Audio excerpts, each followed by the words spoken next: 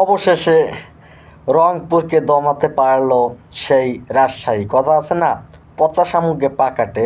আসলে উদাহরণটা দেওয়া ঠিক হবে না, কিন্তু রাজশাহীর কাছেই শেষ পর্যন্ত হার মানতে হলো রংপুরকে।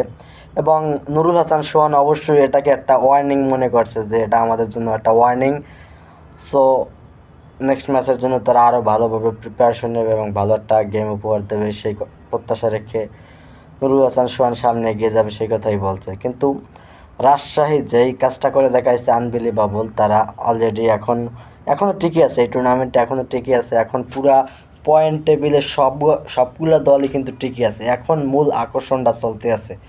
এই আকর্ষণটা কতক্ষণ থাকবে ভাই, এইটাই আমরা চাই প্রত্যেকটা দল জিতুক, নতুন দল কাপ পাক, এটাই আমাদের চাওয়া। নতুন দল কাপ পাইলে একটু মজা বেশি হয়, একটু আবেগ বেশি হয়, সমস্ত দর্শকরা মজা করে।